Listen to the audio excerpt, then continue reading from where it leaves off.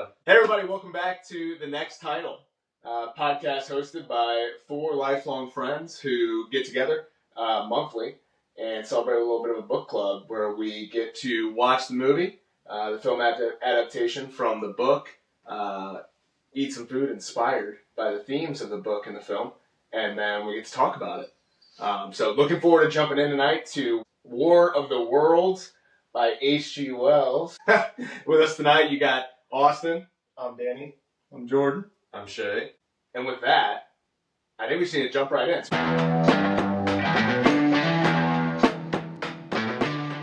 We just finished the movie, guys. You picked the book. I did. Reason I picked the book is I feel like we haven't hit a lot of like classic science fiction. I know we did like I, Robot, which was also my choice. Not a great one, right? I mean, the book was rated pretty lowly. That's all right. The movie was great. Movie was excellent. Will Smith, classic. But wanted to get back into it. Felt like it was a pretty short read, which was good. Turnaround time with the holiday and everything. And I was just excited. I watched War of the Worlds a lot as a kid, but I never read the book. And so I really wanted to have an opportunity to do this and go with you guys and chop it up a little bit. So, War of the Worlds, for those who aren't familiar, Spoiler alert. Good call, Danny. Good call. H.G. Wells wrote the book in the late 1890s, early 1890s, and it kind of chronicles a few different perspectives, but mostly the narrator's journey as he witnesses Martians trying to take over London. And so chronicles his journey as he's trying to find his wife while London is, for the better part of the book, getting exterminated, or so everyone thinks. And so it's a real interesting story that kind of follows the timeline of alien inhabitation and what happens and how the world would respond to a situation like this. And I think what made it so interesting specifically with the book, and then we'll get into that versus the movie, is that being in the 1890s, it was set in the time. So no news networks, no cell phones, and so it was also interesting to get that perspective of like how news travels, where folks who are maybe only a few miles away from the incidents are completely oblivious.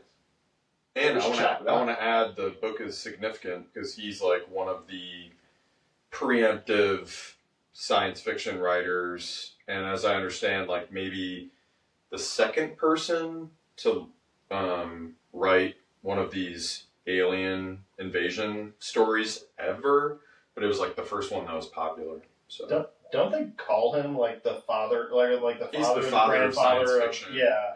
So yeah, he's it's important stuff in science fiction, and like you said, I think it's like 1898 maybe, and the fact that there's so it's cool to revisit the science fiction of that age, and then also see it translated into something maybe a little more like palatable for us, or just feels a little more updated. Relates. In the relatable thing. Something before we get into the book. Also, I want to say your mom actually told me about that. There around when the book came out, they actually played the book on the radio, and it caused a panic, like a huge panic. Wow. Because people thought that it was actually real. So that is that's something that's actually it was really cool to find that out. And I looked it up and I was like, oh, that was it was this book that they played on the radio. So talking about the difference of times. No cell phones, right. No television news. You can't confirm it with anybody. People just believed it. Your only source is the radio. I listened to the radio broadcast. Oh, it's actually kind of crazy. Let me get into stats real quick, and then we'll go crazy talking. So stats recap. So we rate the books and the movies on a scale of 1 to 10. This book clocked in at an average between the 4 of us of a 7.125. Nice. And the movie was an 8.125 for a differential of positive 1. So we like the movie more, which doesn't happen quite as often. Wow. Yeah. Our average differential of every book and movie that we've done is in the negative, so typically we like the books more.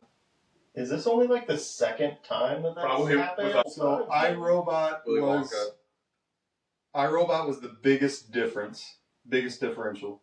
I don't remember which other ones. Side note, all three you referenced have been Austin picks. I said Willy Wonka. Yeah, wait. Actually, Austin goes off of good movies. But back to the real quick, I guess back to the radio broadcast thing. So the guy who directed that, Orson Welles, I think is his name. Mm-hmm. So he had been doing this. Yeah. Okay. So he had been doing this for a little while. He had been broadcasting other books, or I guess live action retellings of the books on this radio broadcast. It was mostly like literary classics. Wasn't doing very well with it either. I don't think it was very popular. I think it was mostly for kids. And I think sci-fi in general at the time was not very popular. It was mostly popular in like comics and stuff. And they didn't really know what science was. Which would make sense if he's the father or grandfather of it. So, right. Well, but even when this broadcast came out, which was in the 1930s, so this is 40, 50 years after the book came out. Okay. Sci-fi was not a popular topic at the time. And I listened to the broadcast a couple nights ago. The way that they do it on the broadcast is like they are literally at the scene. Like it is a live thing. There's like background noise and people screaming and all kinds of stuff. Whoa. It's like actually creepy. Like you could tell why there was like mass hysteria listening to this, and it took place in New Jersey actually. So, which is I think where the movie connection came in. I was gonna say I wonder if that's why they did that. Yeah, I think so. Huh. And then it became such like a talked about thing that it catapulted Orson Welles into Hollywood, where eventually he went on to direct Citizen Kane. Just like one of the... He directed Citizen Kane? Yeah. Is that real? Yes. Crazy. I didn't know. I didn't know that. Like you think Jordan isn't doing his research? I'm still going to question it. That's fine. That's insane. Well, we got to get Steven Spielberg on the phone and ask him. Steven? Call him up. One day. No, that's pretty insane, though. So, like, think about that. You're listening to the radio, unassuming, right? And all of a sudden you hear screams, right? And then you hear, they're coming, the Martians! Like, imagine what that would be like. Well, and today's version of it would be if it's all over social media and there's no context. Right. And all you're seeing is just, you'd be seeing it and hearing it and... Right. Yeah. Crazy. They eventually make it on the broadcast, into New York. So it starts in New Jersey, and it unfolds over like a span of an hour. And the aliens that they're following make it into New York, and the broadcast ends in Central Park. So I think that's another reason why people went crazy about it, is because people in different parts of the country are hearing these things are in New York. Right. So that's like, Man. the country, they think the country is about to collapse. I know, I was actually going to jumping off from the broadcast, getting into the book, and kind of your first reactions. When you started reading, the first observation that I had, and then we can take this wherever you guys want, but relevant, this thing comes in the ground, makes a giant pit, right? No one knows what's going on, and again, because of the age that we're in, everyone runs to see it. As soon as stuff starts popping off, things start getting weird, there's like a screw getting unscrewed, like, I'm not staying. I don't know about you guys, but like, I am leaving. And I just I can't understand some of the logic that is applied to situations like this, and I know that there are a lot of people who would react that way, but I just couldn't imagine myself being in that situation and thinking, I'm going to stare at this giant pit that just came down from space and watch this unfold. Bringing it back to like how it relates to today, especially in that scene in the movie where they're watching, it raise up and everything. I'm like, everyone's going to be standing there with their phones out. Like, if it happened today, people would be standing at the pit, looking at the cylinder with their phones out, like live streaming or whatever. So, like, one thing I was thinking, and kind of what you said about like leaving and saying something's going on. One of the things that I find scary to like put myself in, and it was the same way in I think I mentioned this in I Am Legend, is the possibility of being apathetic to what's going on and like not freaking out soon enough and saying, oh, well, you know, it's normal. And he's talking about how people have heard the news, but it's a regular Sunday night and, you know, doesn't look like in the streets that people just found out that there are Martians on the planet. And, you know, you want that normalcy for as long as you can have it. You don't want to be the person who's like freaking out when no one else is. But man, I was thinking, oh gosh, where's that fine line? Like, where would I have said, okay, pack up, we have to go? I guess that's fair. And so, like, let's, to our viewers and listeners, right? Like in the book, spoilers, right? It's slow. It's drawn out, right? They're stuck in the pit. Days go by. Things are happening, but very slowly. So I can appreciate that. Having that reaction to a situation like this. Hindsight's 2020. We know that Martians came out, so it's a little different. But in the movie, it was immediate. Yeah. This 150-foot tripod alien being that's the biggest thing you've ever seen. Whether I know if that's dangerous or not, to your point, like, I think in that situation it'd be completely acceptable. Yeah. Freaking out. Sure. Yes. And it's a little bit different, but no, you make a great point in terms of, like, hey, you don't want to be the first one to assume it's a problem. Right. Well, but that's the thing, though, too, is you don't need to be the one to be there. You know, even if they want to talk to somebody, if there's a huge, like, you know, this is going, well, and it's eventually in the book too, is, you know, it's the 30-foot tall, 30-meter tall tripod, and like if something like that happens, the government's going to show up. Like let them deal with it. Like, I'm out of there. You know, I'm leaving. You're not Robbie. You're not running towards that thing. Well, I'm like, you know, it depends how armed I am, I guess. But at the same time, is my little gun going to do something against that? You know, it seems like it's a walking tank. Even before anything is shot at or thrown at it, you know, I'm like, okay, it's a big metal thing. Do I want to deal with this 30-foot tall metal thing? No, let the people with tanks do that, you know? Tanks and fighter jets, like, I'm gone. So that's where I'm like, yeah, same thing like what you said is when they're getting there, it's it's like a village, and they're like, hey, grab the people, let's go look at this. Gotta see it. You know, yeah. Grab a lawn chair. Let's pull up, grab a beer while you're out. Yeah, right. Yeah, it's just like, well, you know, you could. Snacks. I'm not gonna lie.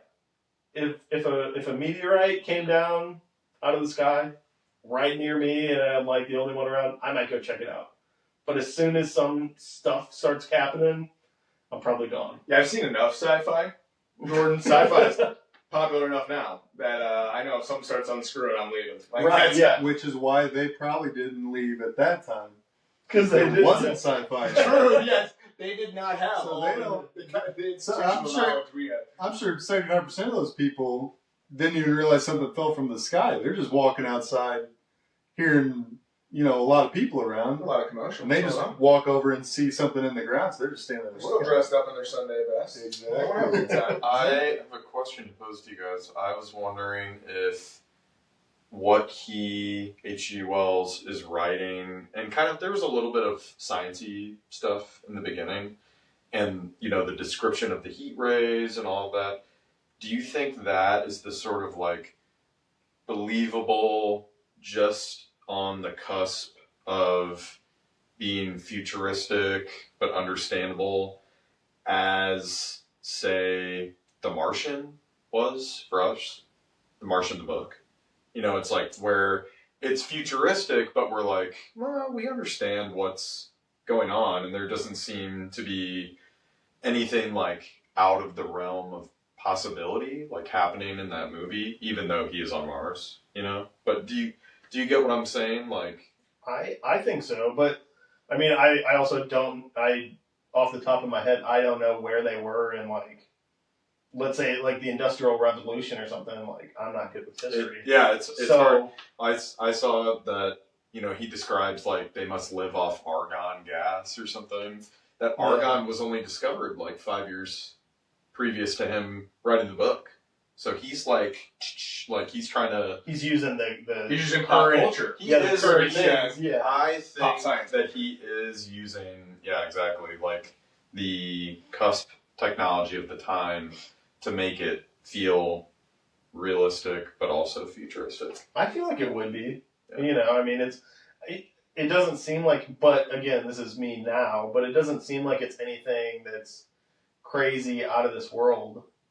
Yeah, but, literally technically, 128 years ago. Or poorly worded there, I guess. But, like it seems like something that could be built on Earth. I think for those, to your point, Shay, like for those that are looking to have a read about something that makes an old writer feel very relatable to something that we could imagine today, I think H.G. Wells does an incredible job of explaining it through a scientific lens, but then also the practicality of this is a Martian species that we know nothing about. Yeah. And then it leaves just enough questions too, because like he does a good job of diving into like the anatomy of the aliens and like, they've learned so much from the technology already, but then it's like, but they couldn't figure out that heat ray. Yeah. And it's like, I think there is a mysticism that's around something like this that you just, even if you had the greatest imagination in the world, like it'd be almost impossible to explain that. Because that was one of those areas where I was having a hard time conceptualizing like what even heat ray looked like. And I was trying to apply like my own knowledge of science to like to think that how it could work 100 years ago somehow, like we're still able to, right? Which is kind of wild. So Shay, I have a question for you because you're the only one who hadn't seen the movie before. Because in my opinion, he described how he described. Oh, it's a 30-foot tall tripod with a thing on the top. Like, did your mind piece together what they showed in the movie? Because to me, I think as soon as he did that, I was like, oh, I can picture. And either the movie did really well at taking that and presenting it, or he just did a really great job at describing what he wanted to portray, as something that had never been. I really liked the movie's interpretation of the aliens, both in the machines and out. And the heat ray, like, I thought all of that was really, really well done. I think when I was reading the book, from what he described, I was imagining way more simplistic, like water tower that moves. Okay. You know what I mean? Or like classic UFO shape that has legs. No, I thought they plussed it up maybe a little bit for the movie, just with like the body shape and everything. I thought it looked a little more alien, I guess, our perception of alien. I'm glad that you brought that up though, because inserting a fun fact. The part in the book, and you may not remember this, but H.G. Wells starts describing how there was an account. Someone tried to explain what the tripods look like, and he was like, I didn't much care for that. They talked about how stiff their legs were. They weren't that stiff. Yeah. They could move. That was actually a meta reference to the publisher's first visual depiction of the Martian machine that they wanted to use to market the book. Wow. I like that. And so they had to change the visual because he thought it was more fluid, more complex, even though he probably didn't know how to explain it at the time. Because that's what I saw too. Yeah. And I don't know if that's because I was conditioned to think that way, or the visual in my book, or what. Right. But I like the way that the movie did it too. I do think it has to do with like when it was written. Like I read this like it was written 100 years after when it was actually written. Like it doesn't sound like a book that was written in the 1800s for a lot of different reasons, but one of them being the machines being so well described. Because like you look at like alien movies from like the early 50s. 1900s, or even the 50s. Like I was it's say, it reads more 50s space age.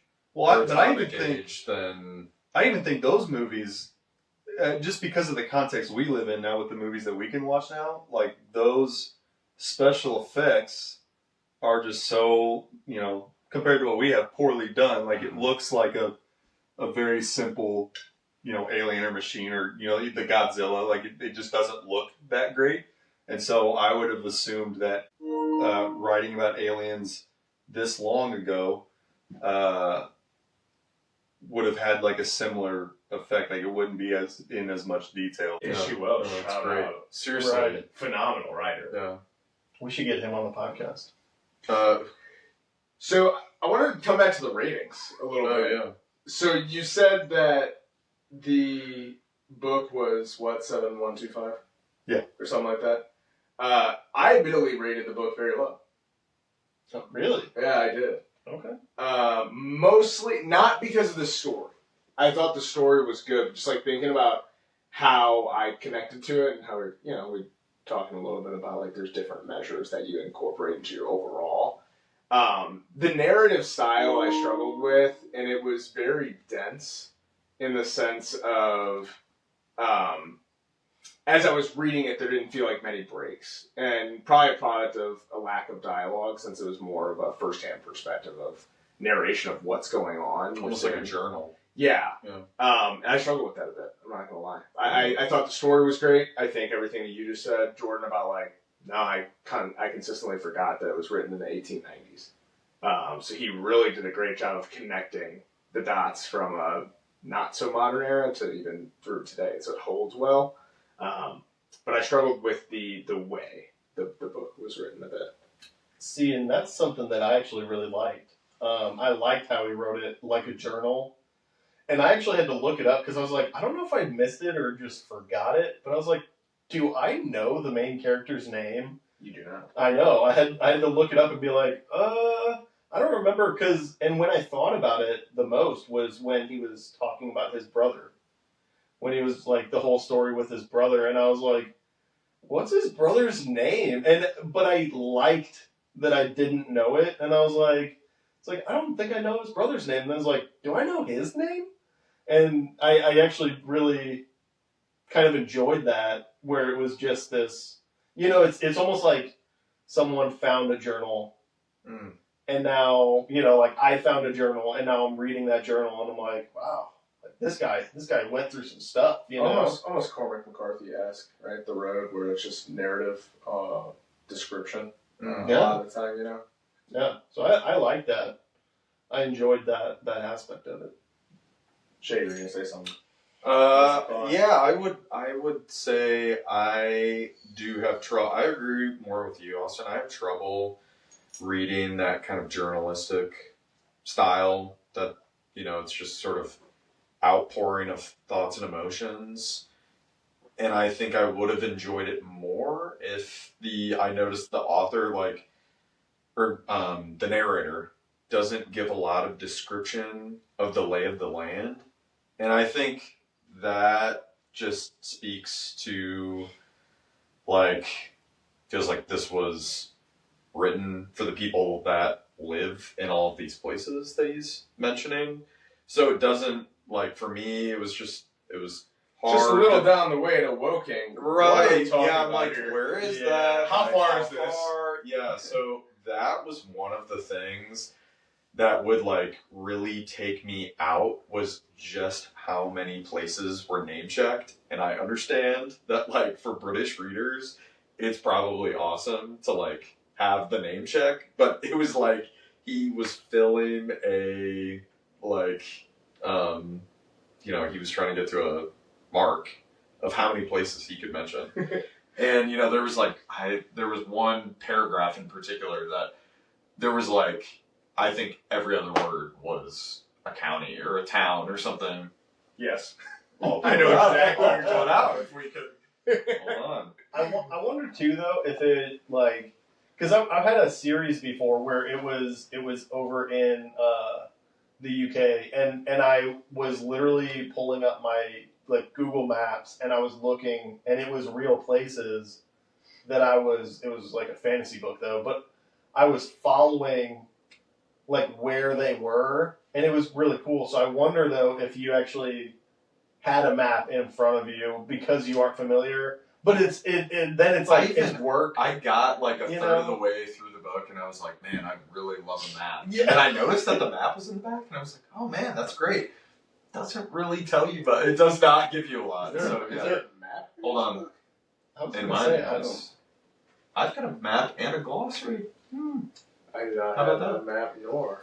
Okay, so this is a small paragraph.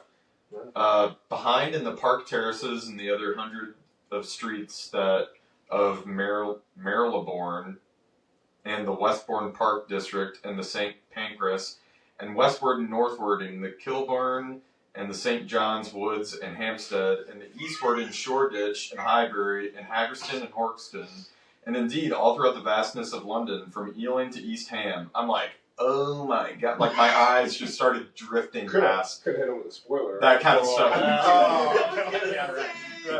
Shout out! Yeah. But yeah, now you don't really need to read page 200. The Brits hate him. That took me. I knew the Brits. Sorry to all the listeners from New Hampstead or whatever. So Woking. I just that took me out a little bit, just of like trying to focus. I found that in the first half of the book, it really, really took me a lot to like focus on my reading. It just didn't get me. Usually I start like I'm grabbed by a book and I just start like pouring myself into it. I was getting really distracted during the first half. I'd say once like in book 2, I liked that kind of story and pace a lot better. I don't think I've ever read a book written before 1950 that actually like kept me engaged in the book. Fair. And this one did. I loved it. I liked the whole thing. I was just the whole time I was reading it. Again, it didn't feel like an old read. Yeah. And I was fascinated by this dude 120 years ago writing about aliens. What was your rating on the book? An 8. Solid. The one part that kind of tipped my rating up was when when they start taking the humans out of the cage. So when he's in that like house or broken down building or whatever it is, like looking out of the hole, and he sees them pulling humans out of the cage and then taking their blood out, like that part like was freaky. There's not a lot of like parts in books that like give me the chills, but that part kind of gives me chills. Yeah, bone chilling for sure. I think one of the scary parts was and I love how H.G. Wells did this, is the human dimension of I forget what he calls him, but the priest. What's the curate? The curate. You know, how it's like he's kind of stuck with this guy, but you can't trust him, and he's sort of, you know, putting you in danger, and I thought that would be a really scary part. Same, you know, and I love how they kind of, in the movie, kind of incorporated that character with the artilleryman, like, and kind of put them in the same person as, like, this guy's a liability. And, like, I'm over here trying to survive. This guy's a liability. I thought that was, you know, putting myself in that place. I thought that was a really scary part as well. And, you know, they're experiencing that together, and he's going hysterical, you know, and you're like, I'm trying to survive. While we were watching the movie, I can't remember who said it. Shay, maybe it was you, who made a reference about how the actors did a great job of portraying just like disarray. They were discombobulated. Yeah. And that's an area that I think, relating back to the whole scene, or I guess act, I should say, with the curate in the book with the narrator, that you watched out human emotion play in real time. Yeah. He is trying to have empathy for the fact that they're in the same situation, they're just handling it differently. But he hits a breaking point where he has to survive, has to do what he has to do to make sure that he can make it out of that legitimate hellhole. And I think he goes on to say later in the book, keep me honest, but basically he says, didn't ever think about the curate again. Like, I had to do what I had to do. As he's like recounting. Or maybe he says he does think about it, but he doesn't regret it. Doesn't regret it. I think that's maybe something like that. Yes, the intent, the fact being that like he accepts that and kind of moves on, and I think that's an area where as they're stuck down in the basement in the movie with Tom Cruise's daughters in there, and then the character of Tim Robbins, who's a amalgamation of several characters. Which I love how they did that. Yeah. He does the same thing. It's like, hey, you're going to get us killed, and I care way more about your daughter than I do my own humanity in this moment. So I'm going to do what has to get done and survive. So I thought the book did an excellent job portraying that in written form, and I thought the movie did a great job of displaying that too in a short amount of time. I might be skipping ahead a little bit, but we mentioned the artillerymen. That's like one thing I wanted to bring up. I thought that was a really fascinating scene, the kind of how it seemed like for a second, they were like buddy, like, I'm glad to see you again. We've each been through some stuff. And then the artilleryman starts kind of like talking more and more crazy about like, we're going to build this community and we're going to, and I just thought it'd be interesting to tell you guys that it is like kind of crazy the way that Wells put that in, because the popular thinking at the time, like in the late 1800s, early 1900s, people were really starting to pick up, or maybe not even starting, but the popular thought prevalent was the Darwinist, like, race theory of, well, the way that, like, life goes on is there's the strong and the weak, and the strong survive. Like, not even, it's 1898, like, not even maybe 10 or, like, 15 years earlier is when, like, the U.S. is pushing the indigenous Americans out, and that was, like, their same thought was, like, we're strong, they're weak. And then so his thoughts of, like, the artilleryman is going on about, like, well, we're not going to take the weaklings. We've got to breed strong men. And we've got to have good women to breed. It's just like so crazy. And he's kind of predicating, like, 40 years later, that's what the Nazis are going to say. That's, So I thought that crazy. When I read that, I was like, you're sounding a little like, Aryan race kind of. Yeah. That was the popular thinking of the time. Yeah. That's immediately where my mind went on, and I forget what he said, but it was something like, we need the best of the race, or the best of the races, or something. And I was like, whoa. And I was like, oh, it's an old book. That's probably why eugenics without the science back. Right. To me, but I think that he was, I guess, the narrator was like disturbed. Right. He was. So I thought Wells is being. He was caught up. He was almost, if I remember correctly, he was almost like caught up in it. At a time, he was like, "I believe in this guy." He's like, "I believe he will kill these machines." Yeah. Even more like that's what I'm saying. And then it kind of slowly the conversation went too far, and then he's like, he gets to a point. This guy's like a windbag, and he hits that critical point where he's like, okay, maybe this isn't the right thing. Yeah, that was actually a part I wanted to ask you guys about that, because I was a little shaky on like why he finally left him. Like, they were popping open champagne, and he said this hole that this guy was digging, I could have done it in a day. Like, what do you mean he's been here for 2 weeks or something? I thought there was going to be something more nefarious that the artilleryman was doing, but did he just think he was kind of like blowing hot air, and he was like, I need to get away from this guy? Like, what was that? So, I kind of wondered the same thing, but he did have that, like,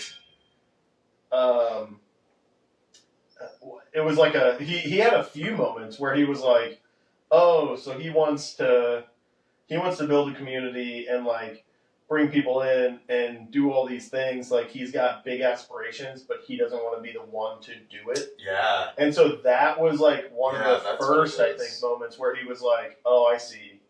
Because of that, he was like, oh, why weren't you out digging? Why were you, or why weren't you in digging? Why were you out, here where we met. Yeah. And, you know, and so we ended up, you know, going back, and then they dug for a little bit. Then they went. He's like, let's drink some champagne. Cigars and champagne, yeah. and they played cards, and then it was like, you know, and then he went for a walk, and didn't he just dip? Yeah. You know, there were a couple times where he said something, or, you know, thought, like, something's not right. And I thought the same thing, like, oh, he's noticing something nefarious. Hey, Danny, a man can't work every day. Quote from Is that what the guy said? Yeah. I was like, that's what he said. That's what the narrator says. And that's when I saw the man playing his day. Yeah. So he wanted other people to come in, and he wanted to be like the leader. You know, he wanted to build his own whatever where he's the leader and everybody does stuff, and he'll delegate, and he can drink champagne and smoke cigars, like. But I mean, even if you wanted to do that, I want to be the idea guy. Yeah. But okay, even if you're gonna do it, he's trying to do that with nobody with him yet. Yeah. You know, like that's so. Operative word yet, Danny. Gotta have a dream. Yeah. We've been talking about the book for a while, which I love, and I'm so glad that you guys have enjoyed the pick. The movie we haven't spent as much time on. You know, maybe if we could spend a second there, like your guys' immediate reactions, right? So maybe start with you, Jordan. You had mentioned how much you liked the book. How did the movie hold up? Did you also rate it higher than the book? I did, yeah. I think this has probably been one of my favorite movies that we've done. Wow, what'd you rate? A 9. Wow. Jeez. I give it an 8.5. I'm not. There were one of the things that I consider when I rate books and movies, especially when I rate them high, is if they have some sort of like emotional grasp on me. Like I read a ton of books where I just like read them and I like them, I enjoy them, but I'm not like invested. Yeah, like emotionally invested, whether that's a happy emotion, a scared emotion, like whatever it is. And in the movie, like there were so many parts of it that made me like uncomfortable.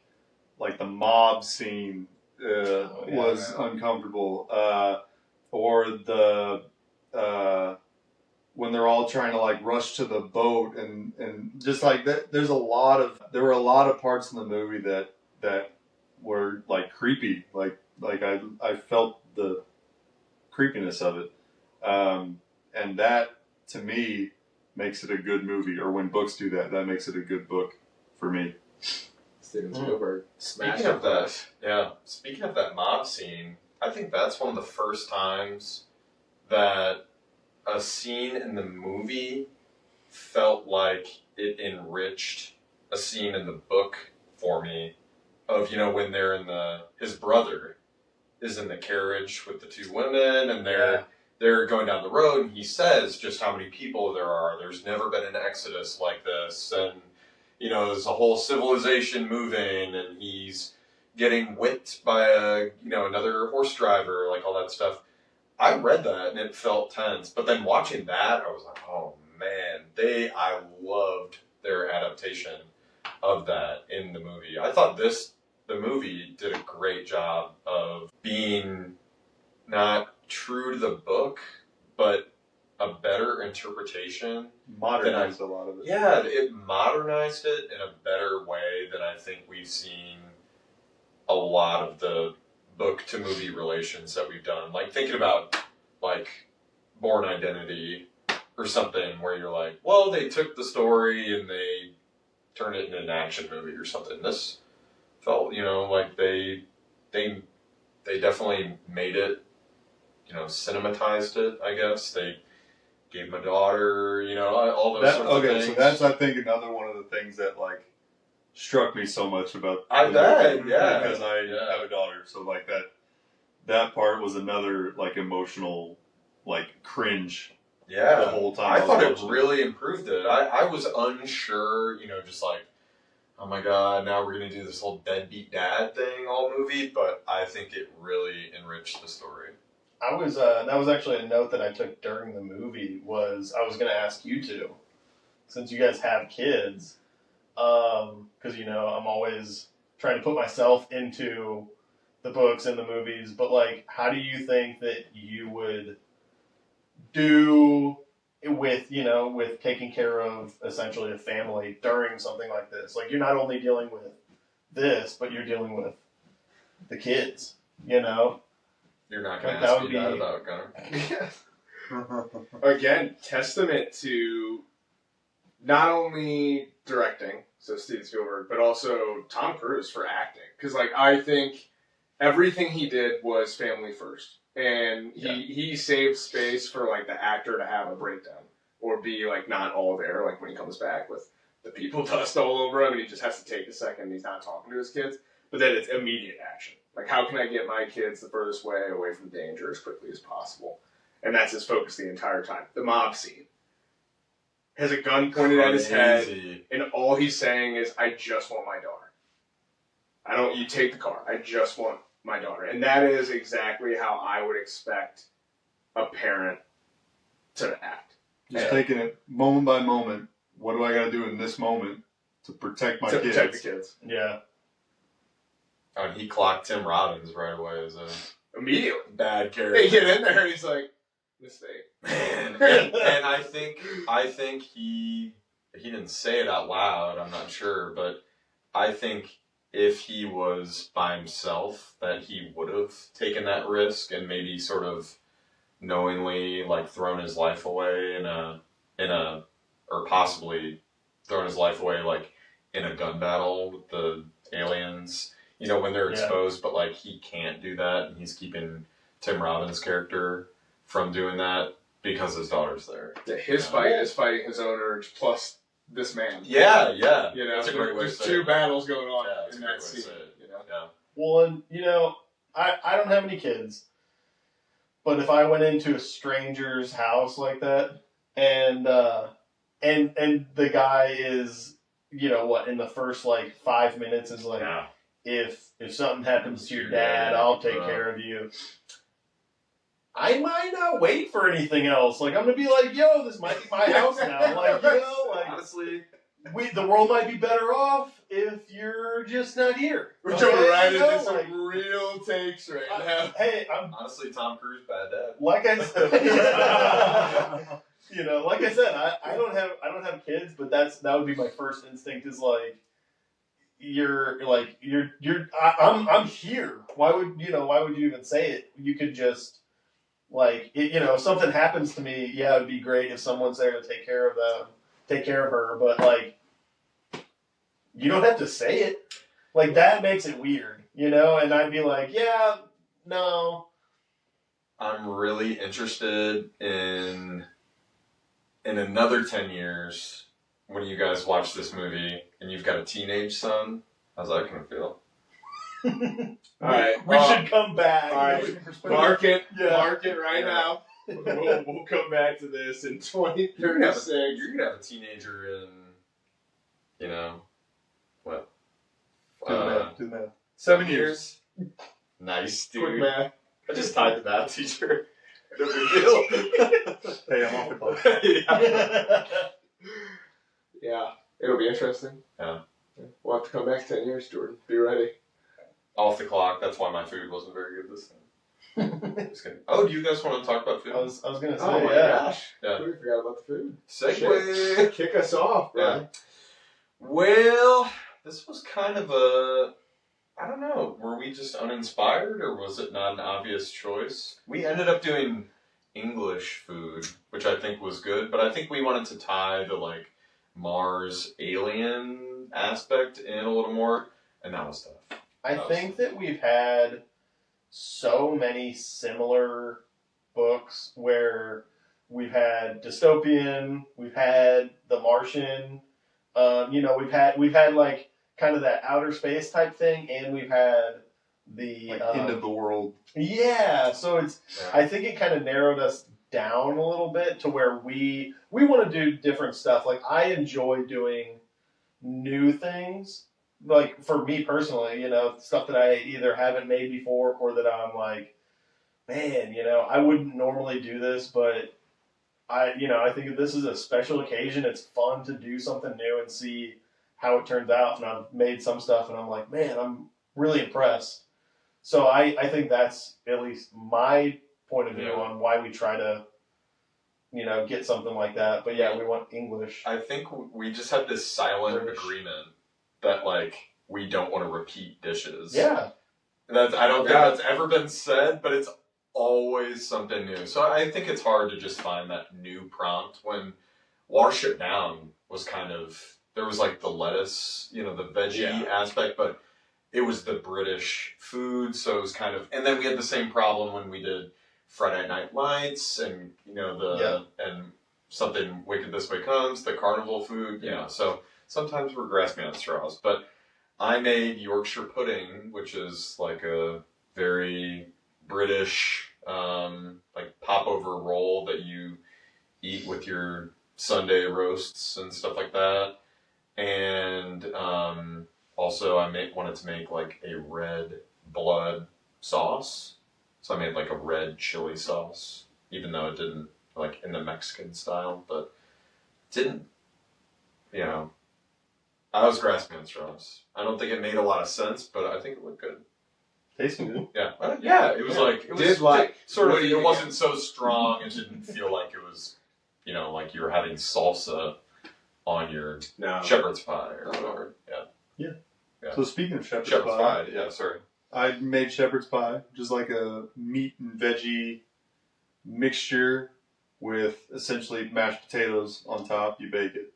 Fun fact, hold on to your pants here. Shepherd's pie, thank you. Shepherd's pie is actually made with lamb. You made cottage pie. So, I didn't make that either. Cottage pie is made with beef. Venice. With deer. So what is it, hunter's pie? Yeah, we call it hunter's pie. You name it, Daddy. Who the heck is Hunter? We call it Jordan's pie. Hunter, I don't know if I love that. I made, I believe it's pronounced banoffee pie. I kept wanting, and when I would read it, I kept wanting to say banoffee. But then I was like... Can you say it with an English accent? Banoffee. Nice. Banoffee pie. Nice. The first one was really good.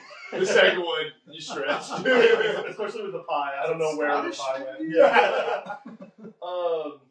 I'm going to talk the rest of the time in an English accent. Yeah. But yeah, I actually looked at other desserts because I was really... So I will say I'm very actually intimidated by baking. I make one really good thing, which is gooey butter cake. I enjoy making it, but I don't bake. I have not baked pretty much anything else. And so I was actually looking at other things to see what else I could make. And I was like, you know what? Just like I said earlier, I'm going to give it a go. Plus, I'm not I like bananas, but I don't love bananas in other things. And I don't like banana flavored things. So I was like, I might make something and I won't even want to eat it.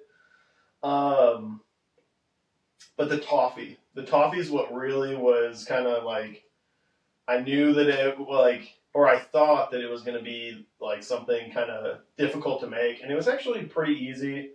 Didn't turn out exactly how I wanted, but if I decide to do it in the future, I have some ideas for it. So, we live and learn. I love that you tried something new. Okay, thanks. But yeah, I was very proud of myself because I made the whole thing from scratch. The whipped cream, I will say, I nailed. The whipped cream part was dope. I tried some of it just on its own. I was like, wow, okay. Maybe I'll just leave everything else on. I'll do the crust and the whipped cream. So okay, chef. Yeah. Great. Yeah, I mean, I stuck to the trend of always, we always have to have a vegetable. Someone has to jump in and do that. It was me. Paid homage to one of Britain's favorite root veggies, parsnips. Right. So I did honey glazed carrots and parsnips with thyme. I was going to say a little thyme on there. Little thyme. They mentioned the garden in the book. That was a big scene with the artilleryman. I did think about when he's talking about what he's eating in the scullery, in the larder with the curate, and they split a ham. I did think about Jordan's ham steaks that he made. Or someone help me out. Skipping Christmas. Yeah. Oh, those were so freaking good. I have thought about those quite a bit because I've gotten a cast iron skillet since then. So I didn't do them in a cast iron. Might need to be a repeat dish. I was going to say it's would. Ooh, we need to do a greatest hits. Please.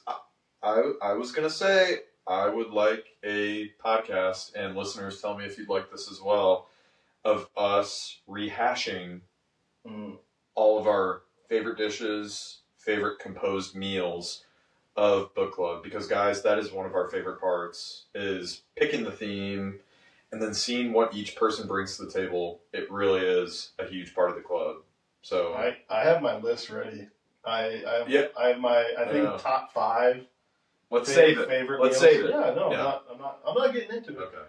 That's on That's a there. great idea, shit. Yeah.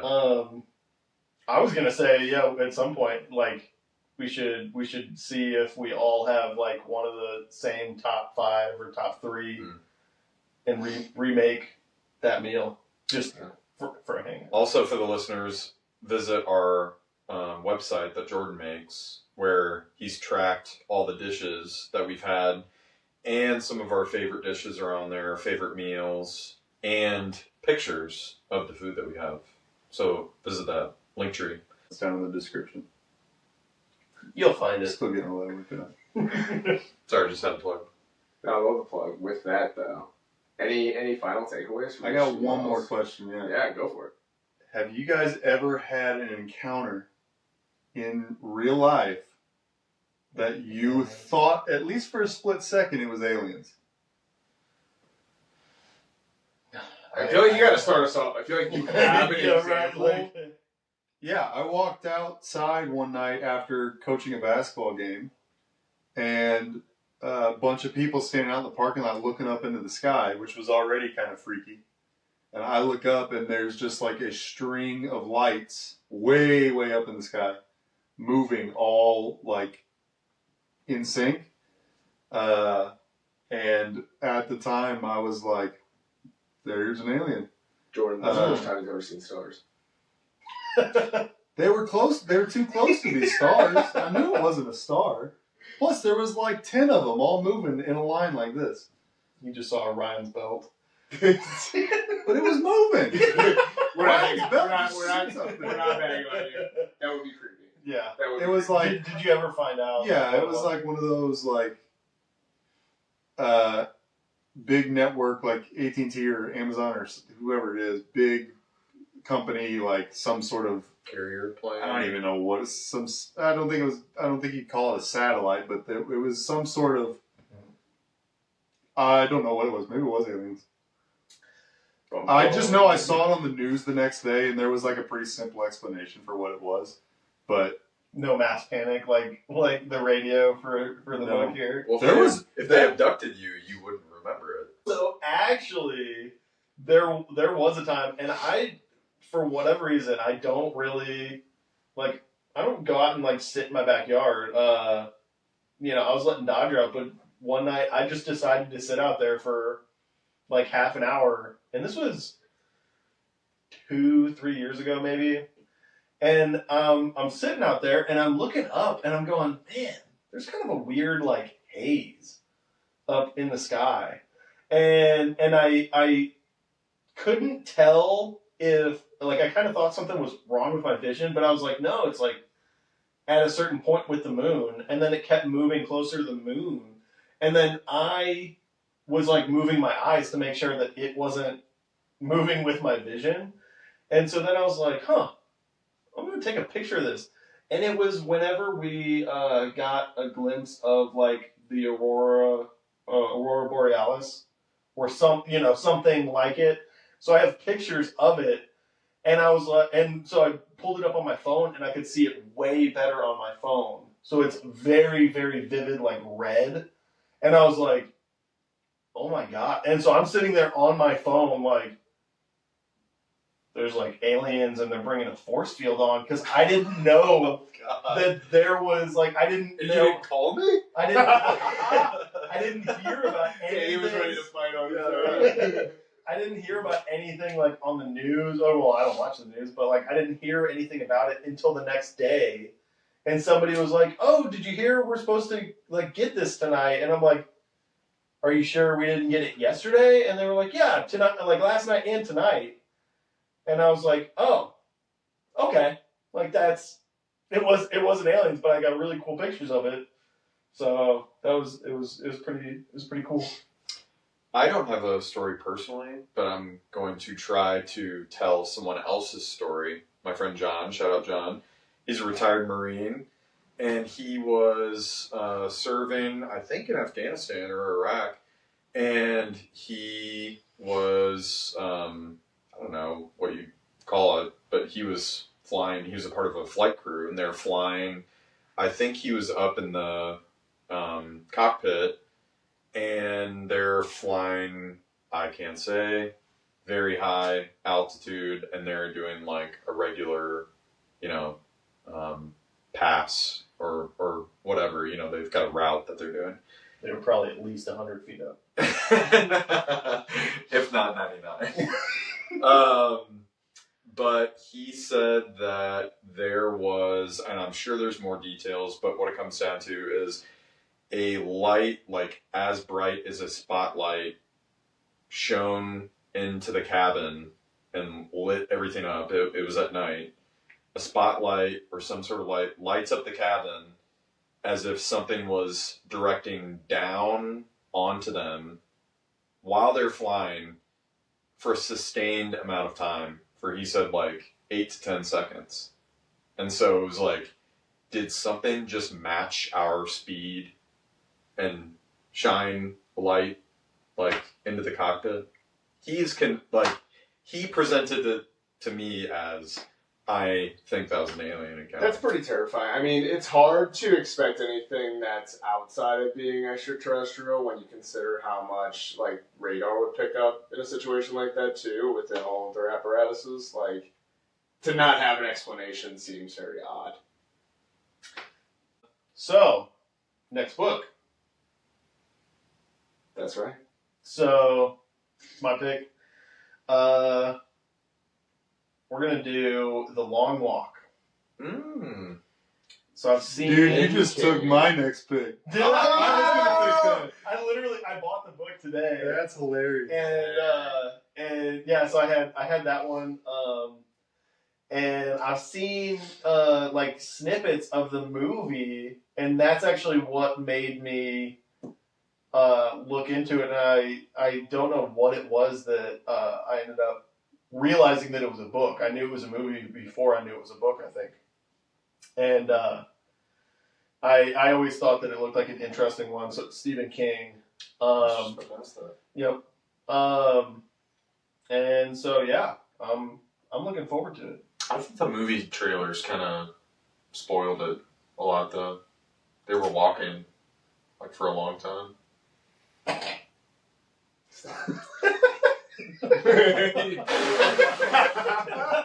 She's so proud of himself. So, if you guys want to kind of come along with us on this journey, feel free. We would love for you guys to read the books with us. So, right now it's January, so we're going to be meeting probably in February, and read along with us, and then you can kind of join us for the conversation. Leave any comments, kind of give us your takes on it, because we'd love to hear some outside perspectives of, the books and the movies. And we'd love for it to be kind of a bigger thing, So read along with us. Like they said, like, follow, subscribe, and we'll see you next month.